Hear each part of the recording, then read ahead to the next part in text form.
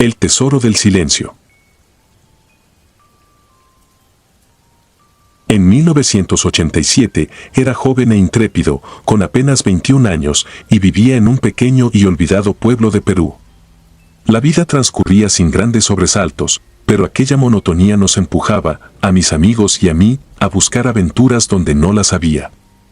Juan, Felipe, Raúl y yo solíamos pasar las noches en la plaza, contándonos historias y planeando maneras de escapar del aburrimiento. Fue en una de esas noches cuando Juan, con los ojos brillando bajo la escasa luz del alumbrado público, nos contó una leyenda que cambiaría nuestras vidas para siempre.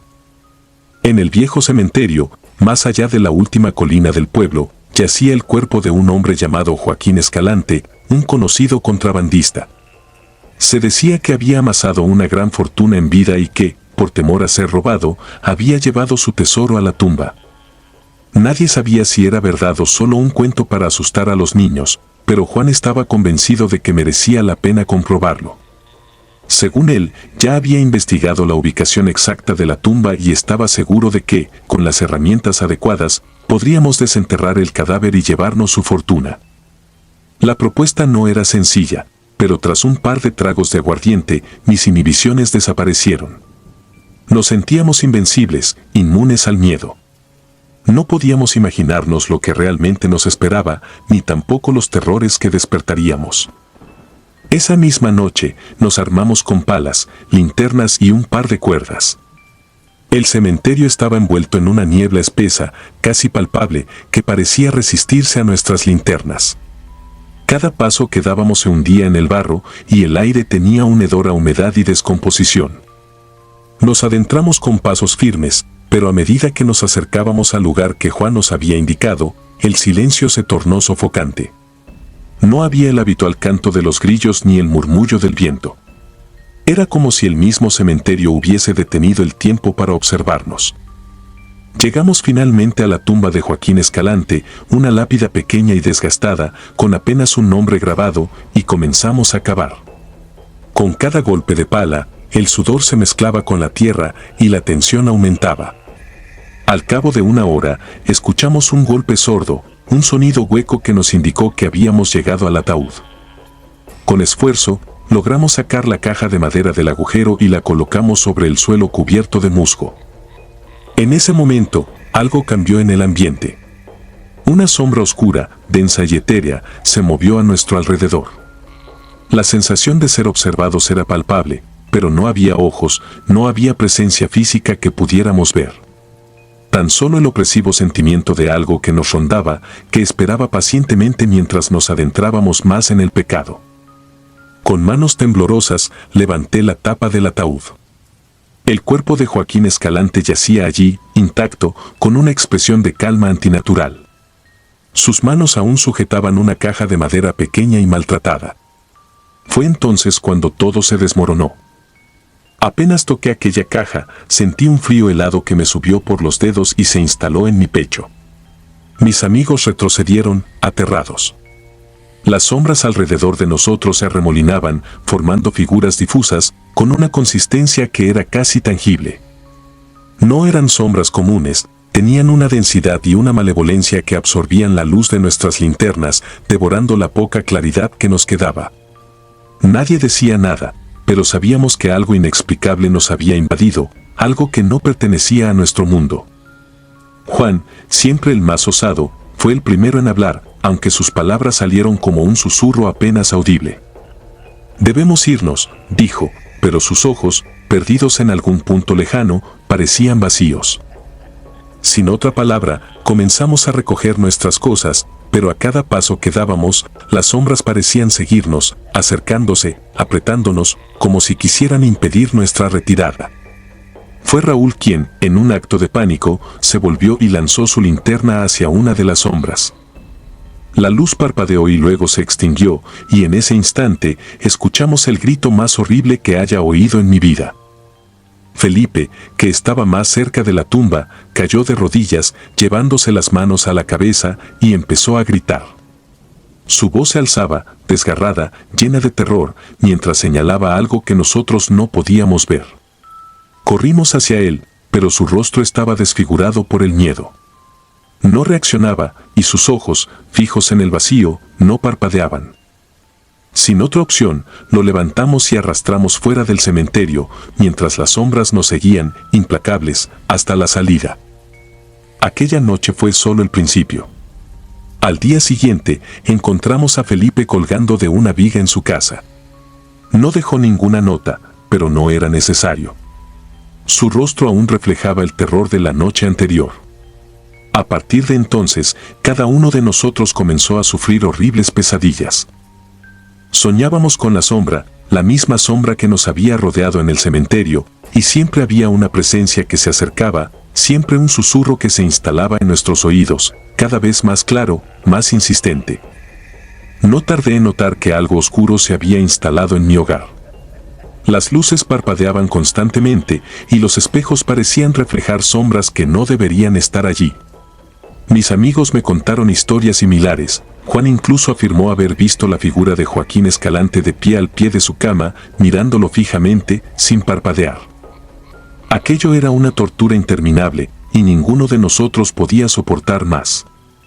Decidimos volver al cementerio. Devolveríamos la caja y pediríamos perdón.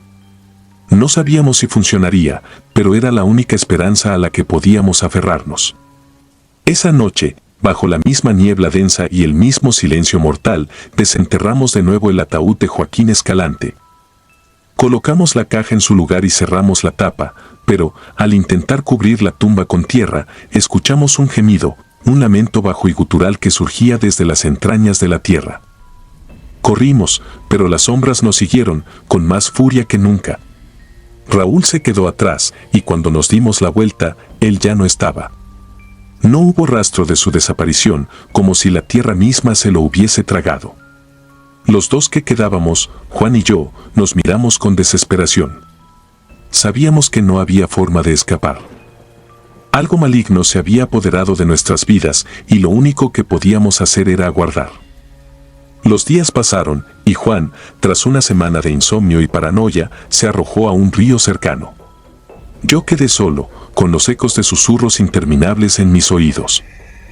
Los sonidos se colaban en mis pensamientos, me carcomían por dentro, y cuando intentaba huir, parecía que la sombra siempre estaba más cerca, rozándome, acechando en cada rincón de mi casa. Llegué a un punto en que ya no podía soportarlo más. La desesperación me devoraba y, al borde del abismo, tomé una decisión final. Caminé hasta el cementerio, dispuesto a enfrentar lo que fuera que habitara en aquel lugar. Quería respuestas, y si era necesario, pagaría con mi vida. Frente a la tumba de Joaquín Escalante, la sombra apareció una vez más, envolviéndome en una oscuridad que no dejaba espacio para el miedo, solo para una resignación vacía. Sentí sus dedos fríos y espectrales sobre mí, y, antes de que el último aliento me abandonara, entendí lo que había sucedido. Joaquín Escalante no había guardado un tesoro material en su tumba, sino algo mucho más siniestro. Había enterrado su maldad, su oscuridad, y nosotros la habíamos liberado. Algunas noches, la sombra sigue visitándome, recordándome lo que desatamos esa noche. No puedo dormir, no puedo descansar, porque sé que jamás me dejará ir.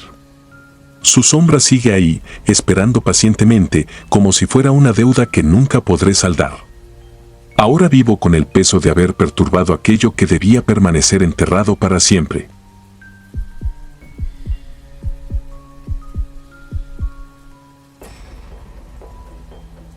Los cánticos de medianoche. Mi nombre es Gabriela y soy de San Salvador. Aquella noche, cuando decidí ir al cementerio, no lo hice por valentía ni por curiosidad. Lo hice porque sentía que debía despedirme de mi abuela de una forma más personal. Murió en circunstancias extrañas, y desde entonces algo me impulsaba a buscar respuestas, a entender por qué no lograba encontrar paz, ni ella, ni yo. Decidí ir a medianoche. No quería que nadie me viera, no quería que mi madre o mis amigos se preocuparan, y además, había algo en el silencio nocturno que me llamaba. La calma aparente del cementerio parecía, en cierto modo, reconfortante. Llegué poco antes de la medianoche. Las nubes cubrían la luna, pero un tenue resplandor bañaba las lápidas en un tono fantasmal. Caminé por los senderos que recordaba vagamente, buscando la tumba de mi abuela. Sentía un frío que calaba hasta los huesos, pero lo atribuía a la humedad del lugar. Mientras caminaba, escuché un crujido a lo lejos, como si alguien pisara hojas secas. Me volví, pero no había nadie. Finalmente, llegué a su tumba, una vieja lápida de mármol con su nombre grabado en letras desgastadas. Me arrodillé frente a ella y cerré los ojos, tratando de recordar su rostro, sus palabras, su risa. Quería llorar, pero un extraño escalofrío recorrió mi espalda. Sentía que no estaba sola. Fue entonces cuando lo escuché, unos cánticos en latín. Al principio, pensé que se trataba de mi imaginación. El sonido era bajo, como un murmullo sordo que parecía salir del suelo, de las tumbas mismas. Intenté comprender lo que decían, pero las palabras parecían entremezclarse en un eco profundo, grave, casi inhumano. Un escalofrío me recorrió la espina dorsal y algo me decía que esos cánticos no eran buenos. Decidí que ya había sido suficiente. Me levanté y empecé a caminar hacia la salida, apretando mi chaqueta contra el pecho, tratando de calmar los latidos de mi corazón. Sin embargo, cuando llegué a la puerta, la encontré cerrada. La empujé con fuerza, pero no cedía. Miré a mi alrededor, buscando una explicación, algún guardia, alguien que pudiera ayudarme. Pero no había nadie, ni un alma. La única compañía eran las lápidas y el silencio, roto solo por los cánticos que se intensificaban, reverberando en el aire, como si todo el cementerio se uniera a ese ritual macabro. Empecé a caminar alrededor del perímetro, buscando alguna otra salida. Mis pasos resonaban en el suelo y los cánticos parecían seguirme, cada vez más cercanos, cada vez más envolventes. A mi alrededor, las lápidas parecían inclinarse como si observasen mis movimientos. El miedo empezó a transformarse en pánico y mis manos temblaban al tocar la fría piedra del muro, buscando una escapatoria. De repente, un sonido seco, como el rasgueo de uñas contra el mármol, llegó a mis oídos. Me detuve, tratando de discernir de dónde venía. Giré lentamente y vi como una de las tumbas estaba medio abierta. El suelo alrededor estaba removido, como si alguien hubiera cavado en ella recientemente. Mi corazón latía tan rápido que pensé que explotaría, pero algo, una fuerza inexplicable, me obligó a acercarme. A medida que me acercaba, el cántico se volvió casi ensordecedor. Las palabras en latín se grababan en mi mente como una letanía, una plegaria oscura que parecía penetrar mi alma. Cuando finalmente llegué al borde de la tumba, vi algo que me paralizó. Dentro, la tierra parecía removerse, como si algo intentara salir desde las profundidades. Me quedé inmóvil, incapaz de apartar la mirada. Y entonces, lo vi, una mano huesuda, cubierta de piel seca y podrida, salió de la tierra. Mis ojos se llenaron de lágrimas y un grito ahogado quedó atrapado en mi garganta. La mano se extendió hacia el cielo, como buscando libertad o quizás venganza. Los cánticos, ahora más fuertes que nunca, parecían clamar el nombre de algún ser olvidado, perdido en el tiempo. Corrí, aunque mis piernas sentían como si fueran de plomo. El suelo bajo mis pies parecía vibrar, como si el mismo cementerio se animara con una vida antinatural. Volví a la puerta, golpeándola con todas mis fuerzas, gritando hasta quedarme sin voz, pero nadie respondía. Me volví hacia las tumbas y, en la penumbra, juraría haber visto figuras, sombras que se alzaban de las lápidas, observándome con ojos vacíos y fríos. No sé cuánto tiempo pasó. Sentía que cada segundo se estiraba en una eternidad de angustia. Pero de pronto, el primer rayo de sol comenzó a filtrarse entre las nubes. Los cánticos cesaron de inmediato y un silencio opresivo llenó el cementerio. La puerta, inexplicablemente, se abrió, chirriando suavemente, como si nada hubiera pasado. No recuerdo cómo llegué a casa. Apenas crucé el umbral, caí al suelo, temblando, con las imágenes de aquella noche grabadas en mi mente. Los cánticos, la mano, las sombras. Todo seguía ahí, resonando en mi cabeza como un eco de pesadilla. Nunca volví a ese cementerio. No visité más la tumba de mi abuela. Cada noche, cuando el sueño intenta alcanzarme, escucho ese cántico lejano en mis oídos y el rostro de mi abuela aparece en mis pensamientos con una expresión que no puedo definir. No sé si está en paz o si sigue atrapada en ese lugar, entre las sombras, en medio de un ritual oscuro que jamás podré entender. Desde aquella noche, mi vida cambió. Sé que hay cosas que no deberían ser vistas, secretos que deben quedar enterrados. Y a veces, cuando la noche está en su punto más profundo, siento que algo me observa desde la oscuridad. Entonces cierro los ojos, trato de no escuchar, trato de no pensar. Pero sé que, al final, algo de ese cementerio siempre se quedó conmigo.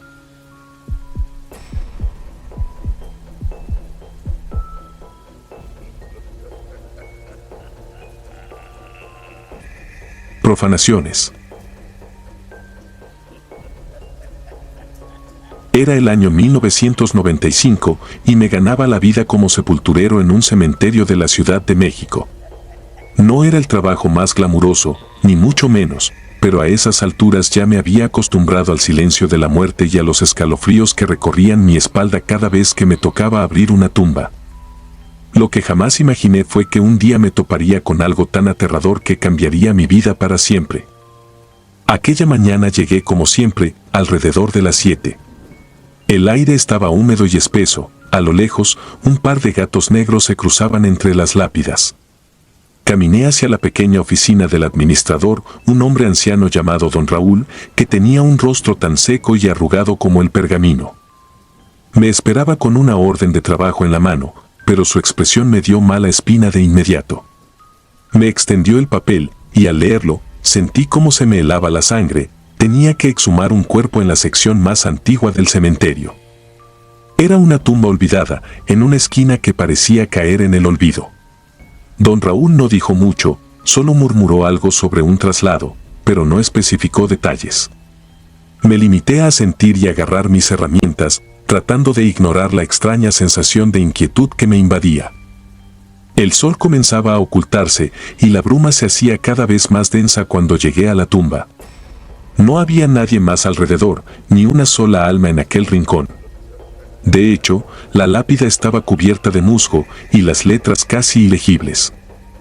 Se leía apenas el nombre de la mujer enterrada ahí, Catalina Mendoza, y una fecha de defunción que me llamó la atención, 1875.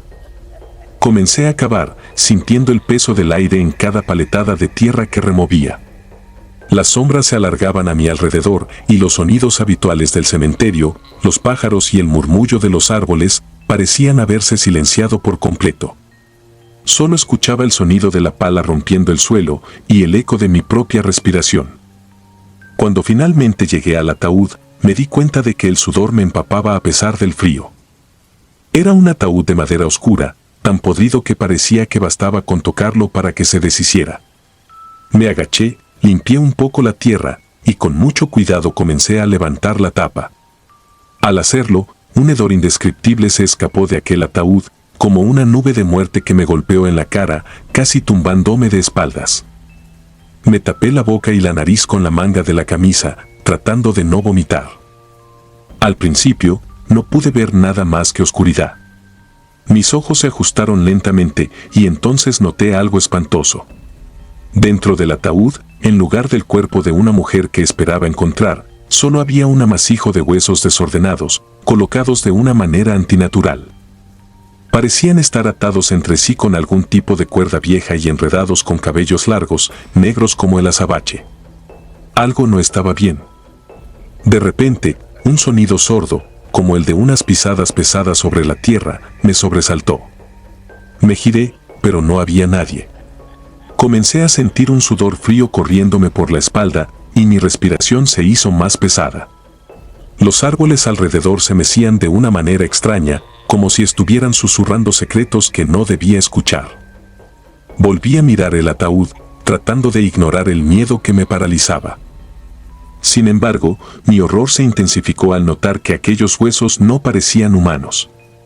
Los comparé mentalmente con otros restos que había visto en el pasado y algo no cuadraba, las extremidades eran demasiado largas y los dientes, que descubrí al mirar detenidamente el cráneo, parecían afilados, demasiado puntiagudos, como los de un animal.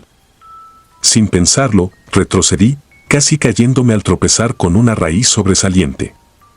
Entonces escuché un susurro. No era posible. Miré a mi alrededor, convencido de que estaba solo, pero aquel murmullo continuaba, casi como si viniera de dentro del ataúd. No entendía las palabras, pero eran frías, como si susurraran directamente a mi alma. Me acerqué un poco más, tratando de descifrar lo que decía, pero solo logré distinguir mi propio nombre en un tono cavernoso, como el eco de una voz que nunca debí escuchar. Me levanté de golpe, sin querer saber más, decidido a cerrar la tumba y marcharme de ahí cuanto antes. Pero entonces, algo me detuvo. Una fuerza invisible pareció agarrarme por los tobillos, impidiéndome moverme. Luché por liberarme, pero fue inútil. Me sentí atrapado, como si aquellas sombras que se extendían por el cementerio me hubieran atrapado en sus garras. En un desesperado intento, logré soltarme y corrí, tropezando, casi sin mirar atrás, pero al llegar a la salida del cementerio, me encontré con don Raúl, esperándome con una expresión de gravedad que jamás había visto en su rostro. ¿La viste, verdad?, preguntó, sin esperar una respuesta. Me quedé en silencio, incapaz de formular una palabra. Él asintió lentamente y comenzó a hablar, como si quisiera explicarme algo que hacía tiempo había querido contar. Resulta que Catalina Mendoza no era un simple cadáver olvidado. Según don Raúl, se trataba de una bruja, o al menos, así la conocían en el pueblo.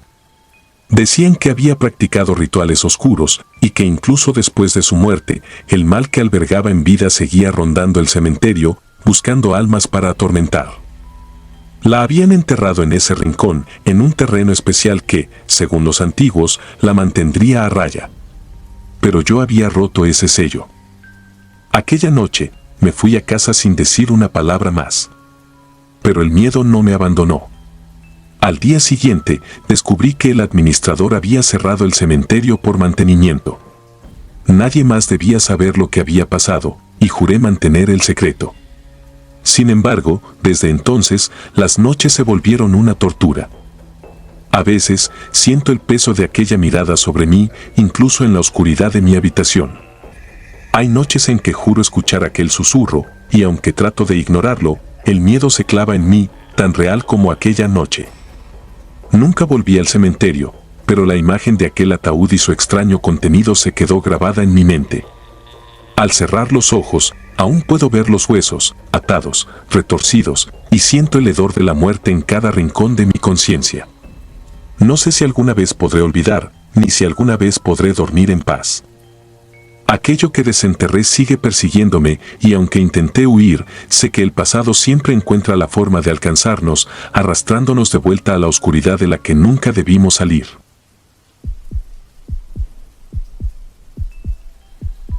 Suscribirte y darle like ayuda mucho a este canal. Si ya has escuchado mi contenido antes, te ha gustado y estás disfrutando lo que escuchas en este sector, te agradeceré que presiones el botón de suscribirse. Sin más interrupciones, continuamos. El cementerio de Guayaquil. Era el año 1989, y fue en esa época que acepté acompañar a algunos amigos al Cementerio General de Guayaquil. Yo tenía 17 años, y el mundo, a esa edad, parecía hecho para desafiarnos. Mis amigos, que compartían el mismo impulso temerario, habían estado hablando sobre la idea de profanar una tumba. Al principio, lo tomé como otra de nuestras muchas conversaciones sin sentido, aquellas que surgían entre cervezas y risas nerviosas. Pero esa noche, cuando vi a Sebastián llegar con una pala, me di cuenta de que iban en serio. Decidí acompañarlos, más por no parecer cobarde que por interés genuino. Jamás imaginé lo que aquella decisión traería a mi vida. Entramos al cementerio pasada la medianoche. La luna estaba alta, bañando de una luz espectral el lugar. No había más ruido que el de nuestras pisadas y el crujir de las hojas secas bajo nuestros pies. Nos movíamos en silencio, cada uno tragando su miedo y fingiendo que lo que estábamos haciendo era simplemente una travesura. Había escuchado historias sobre ese cementerio, sobre personas que desaparecían, sombras que se deslizaban entre las tumbas y voces que llamaban en la oscuridad. Pero al estar ahí, rodeado de lápidas y mausoleos antiguos, sentí algo mucho más opresivo. Era como si el aire se espesara, como si cada paso que dábamos fuera una intrusión en un lugar al que no pertenecíamos. Habíamos escogido una tumba al azar, una que parecía abandonada y descuidada. La lápida estaba cubierta de musgo y las letras apenas se distinguían bajo el crecimiento verde y la suciedad. Era la tumba de alguien llamado Agustín Mora, fallecido en 1932. Sebastián y Luis empezaron a cavar con una energía que parecía demasiado frenética para ser producto solo del miedo. Había una especie de impulso oscuro, como si algo los empujara a seguir, como si estuvieran poseídos por una urgencia insaciable de llegar hasta el final. A medida que cavaban, sentía como una sensación de pesadez se apoderaba de mi pecho. Miraba a mi alrededor, pero todo estaba en calma. El cementerio parecía un océano congelado, y nosotros éramos intrusos rompiendo la quietud de sus aguas. Intenté tranquilizarme, diciéndome que era solo mi imaginación, pero había algo, una presencia invisible que parecía observarnos desde las sombras. Finalmente, después de una hora de esfuerzo, la pala chocó contra algo duro. El sonido resonó en la noche y todos nos detuvimos, conteniendo la respiración. Era el ataúd. Sebastián lo miró y con un gesto entre de triunfo y miedo me invitó a abrirlo. Me acerqué y con manos temblorosas ayudé a levantar la tapa. Un olor fétido, una mezcla de tierra mojada y podredumbre, nos golpeó de inmediato. Nos cubrimos la nariz, pero no podíamos apartar la mirada. Dentro, yacía el cadáver de un hombre, conservado en un estado sorprendente. La piel, aunque seca y apergaminada, aún cubría su rostro y sus manos. Parecía estar durmiendo, pero en su expresión había algo indescriptible, una mueca de terror absoluto. Sin embargo, lo que realmente nos dejó paralizados fue lo que encontramos entre sus manos. Sostenía un extraño amuleto, una especie de medallón de metal negro, con símbolos grabados que nunca había visto. Parecía una cruz, pero no era una cruz común. Alrededor de ella se retorcían figuras humanas, talladas con tal realismo que parecían moverse en la penumbra. Nadie se atrevió a tocarlo, pero Sebastián, en un arrebato de curiosidad o locura, lo arrancó de las manos del cadáver. En ese momento, algo cambió. Fue como si una sombra invisible hubiera salido del ataúd, como si el mismo aire se hubiera vuelto venenoso. Sentí un frío que no era normal, un frío que calaba hasta los huesos, como si el propio aliento de la muerte nos envolviera. Miré a mis amigos, y vi el mismo terror reflejado en sus ojos. Sin decir palabra, cerramos el ataúd, llenamos el agujero de tierra a toda prisa y salimos corriendo del cementerio. Desde aquella noche, las cosas nunca fueron las mismas. Al principio, pensé que solo era mi imaginación, que el miedo y la culpa me estaban jugando malas pasadas. Pero pronto me di cuenta de que algo realmente nos había seguido. Empecé a escuchar ruidos extraños en mi casa, golpes, susurros, pasos que recorrían el pasillo en plena madrugada. Creí que me estaba volviendo loco, hasta que una noche vi algo. Me desperté a eso de las 3 de la mañana, con una sensación de ahogo. Abrí los ojos y allí, al pie de mi cama, vi una figura. No era humano. Era una sombra densa, con una forma que apenas se distinguía en la oscuridad. Sus ojos, si es que eran ojos, brillaban con un resplandor antinatural y sentí como una garra helada se apoderaba de mi corazón. No podía moverme, no podía gritar. Estaba paralizado, y en ese momento supe que esa cosa había venido de la tumba, que nos había seguido y que no nos dejaría en paz. Durante los días siguientes intenté contactar a mis amigos, pero todos parecían haber desaparecido. Logré hablar con Luis, quien me confesó que también estaba siendo acosado por algo que lo seguía a todas partes y no lo dejaba dormir. Me dijo que Sebastián había perdido el medallón, que lo había escondido en su casa, pero que cuando intentó recuperarlo, había desaparecido. Desde entonces, su salud empezó a deteriorarse rápidamente. Murió 2 semanas después, consumido por una enfermedad que los médicos no pudieron explicar. Después de la muerte de Sebastián, la situación solo empeoró. Aquella presencia que me atormentaba se volvió cada vez más intensa. Los susurros se transformaron en gritos y las sombras en mi casa parecían tener vida propia. Mis padres pensaban que estaba pasando por algún tipo de crisis y me llevaron con varios curanderos y sacerdotes, pero ninguno de ellos pudo ayudarme.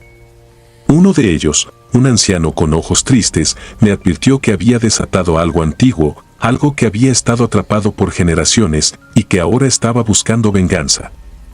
Una noche, después de semanas sin poder dormir, decidí volver al cementerio. Quería devolver lo que habíamos tomado, o al menos intentarlo.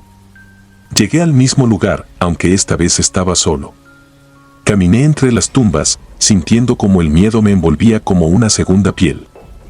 Cuando encontré la tumba de Agustín Mora, me arrodillé frente a ella y recé, aunque hacía años que no lo hacía.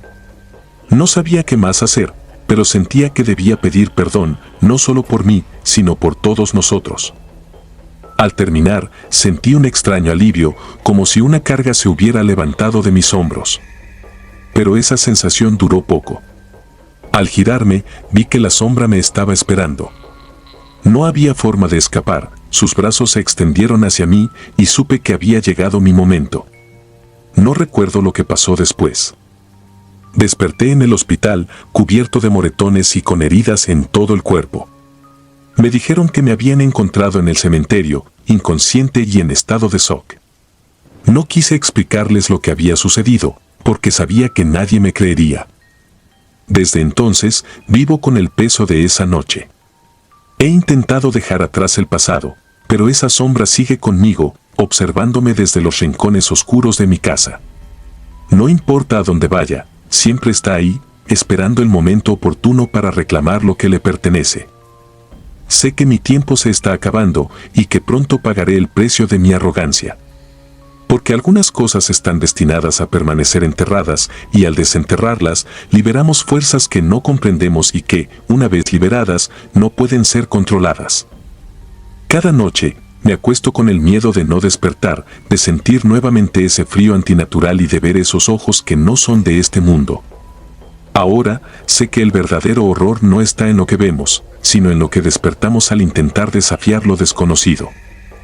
Y al escribir esto, lo hago con la esperanza de que alguien, en algún lugar, escuche esta advertencia: nunca profanen lo que yace en el descanso eterno, porque hay cosas peores que la muerte, y yo soy testigo de ello.